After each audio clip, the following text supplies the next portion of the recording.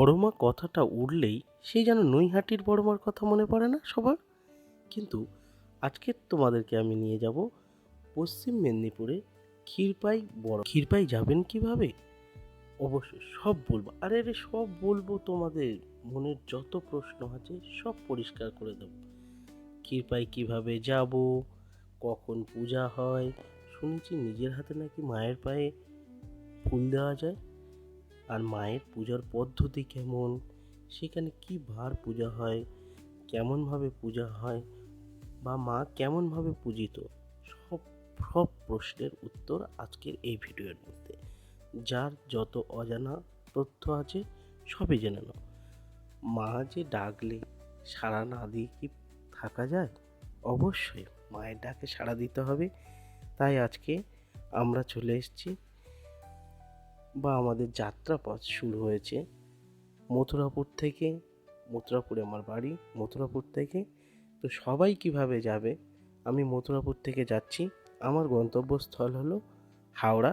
হাওড়া থেকে ওখান থেকে আমরা বাস ধরে যাব। আর এই ক্ষীরপাই যে রাস্তাটা আছে, এখানে যেতে গেলে, এটা যেহেতু পশ্চিম মেদিনীপুর জেলা, এখানে যেতে গেলে, যে ক্ষীরপাই জায়গাটায় যেতে গেলে সব থেকে তোমার বেটার অপশান হয় বাস। যদি কেউ কলকাতা থেকে যেতে চাও তাহলে সেটা বাস হলে সব থেকে সুবিধা। হাওড়া থেকে বাস ছাড়ে, আর আমরা যেহেতু ট্রেনে করে মথুরাপুর থেকে শিয়ালদাহ ট্রেনে গিয়েছি, সেখান থেকে এই মেট্রোতে উঠলাম, আবার মেট্রো থেকে এই হাওড়ায় নেমে গিয়েছি। হাওড়ায় নেমে গিয়ে এখান থেকে আমরা যাব বাস স্টপিস। বাস স্টপিস থেকে আমরা বাস ধরব। তো যাত্রাপথে কিছু গল্প। এখানে মায়ের হাইট 45 ফুট, আর এটি একটি শ্মশানকালী হিসাবে পূজিত হয়। কিন্তু মজার বিষয় একটা, এখানে কোনো বলি হয় না। যে কোনো শ্মশানকালী সাধারণত বলি নেয়, কিন্তু এই মা বলি নেন না। তো আমরা মোটামুটি হেঁটে বাস স্ট্যান্ড যাব। হাওড়া থেকে নেমে গেছি মেট্রো থেকে, আমরা ট্রেন ধরবো না। ট্রেন ধরলে যাওয়া যায় সেটা পাঁশকুড়া হয়ে। আমরা বাস ধরেছি হাওড়া টু চন্দ্রকোনা। চন্দ্রকোনা বাস ধরলে আমরা নামবো যে কোনো বাসে। বাসের টিকিট ভাড়া হাওড়া থেকে চন্দ্রকোনা বাসের টিকিট ভাড়া 120 টাকা। আমরা যেহেতু দুজন যাচ্ছি তাহলে আমাদের 240 টাকার একটা টিকিট করে নিয়েছি, ওদের সিটে বসে গেছি। আর ওখান থেকে ক্ষীরপাই নেমেছি, নেমে টোটো ধরেছি। তবে টোটো এখানে একটু ঠকিয়ে নিয়েছে, প্রথমবারে আমাদের 20 টাকা করে ভাড়া নিয়েছে। আর দেখতে পাচ্ছ ক্ষীরপাই মোটামুটি এখন ভালোই জনপ্রিয়তার স্থান করে, মানে মানুষের মনে জনপ্রিয়তা নিয়েছে। কারণ এইখানে প্রচুর মানুষ আসছে, ভিডিও বানাচ্ছে, যার জন্য প্রচুর মানুষ মাকে দেখতে পাচ্ছে, এবং সবাই সবার মনস্কামনা নিয়ে এখানে আসছে পুজো দিতে। তো আশা করি আরও কিছুদিন গেলে, কিছু বছর গেলে এটা আরও। পশ্চিমবাংলার ভিতরে, ঠিক আছে, আমরা দক্ষিণ 24 পরগনা থেকে এসছি পশ্চিম মেদিনীপুরে বড় মার কাছে, যেখানে ক্ষীরপাই, জায়গাটার নাম হলো ক্ষীরপাই বড় মা মন্দির। এখানে একটা কালী পুজো হয়, কালী ঠাকুর আছে, যে কালী ঠাকুরটা বড় মা নামে সবাই জানে। সব মন্দিরে দিয়ে যাও,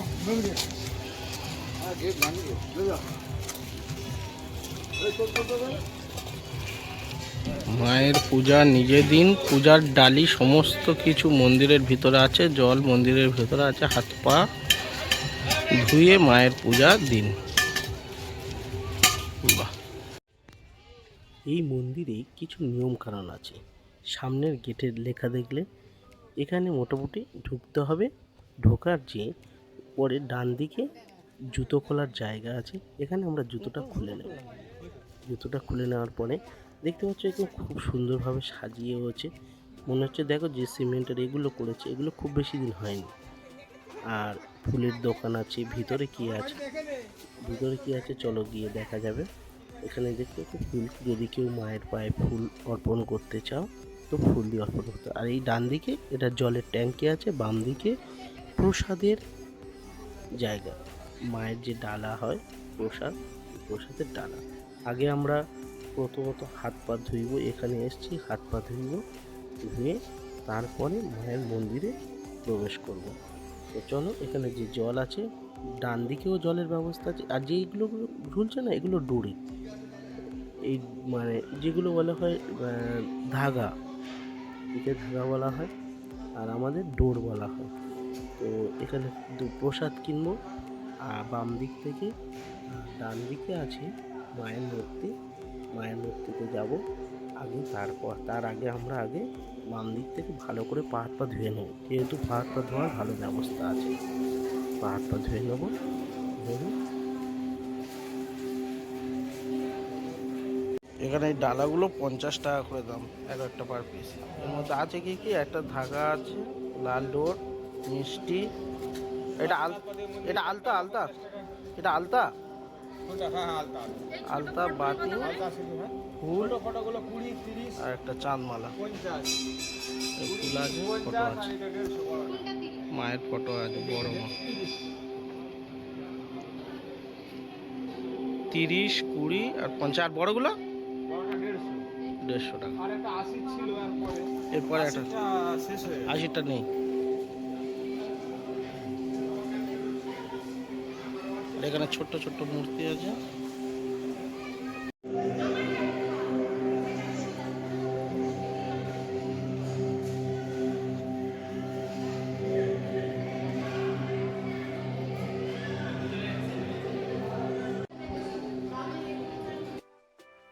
এই বড় মায়ের মন্দিরটি স্থানীয়দের কাছে খুবই বিশ্বাস এবং জনপ্রিয় মন্দির। মজার বিষয় হলো কিছুদিন যাবৎ এটি ইউটিউব এবং ফেসবুকের মাধ্যমে জনপ্রিয়তা লাভ করেছে।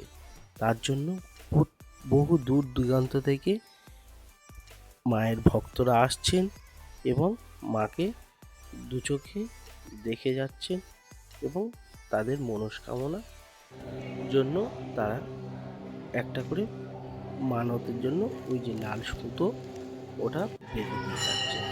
যার মনস্কামনা পূর্ণ হবে সে আবারও মার কাছে এসে ঘুরে যাবে। এখানে দেখতে পাচ্ছ পুরো নিজের হাতে তুমি মায়ের চরণে ছুঁয়ে নিজের মনস্কামনা চাইতে পারবে। মনের যা আশা আকাঙ্ক্ষা আছে সেটা মায়ের কাছে চাইতে পারবে। সব মন্দিরে এখন যেহেতু একটা মন্দির মনে ব্যবসা স্থান হয়ে গেছে, সেই জায়গায় থেকেও আজকে এই মন্দির এখনো পর্যন্ত ব্যবসার জায়গায় পৌঁছায়নি।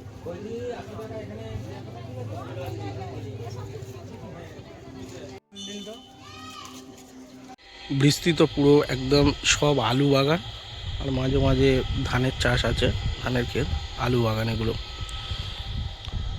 আর ওই যে দূরে দেখা যাচ্ছে ওটা হলো ক্ষীরপাই মন্দির। আমরা ওখান থেকে চলে এসেছি। এই এটা ক্ষীরপাই মন্দির।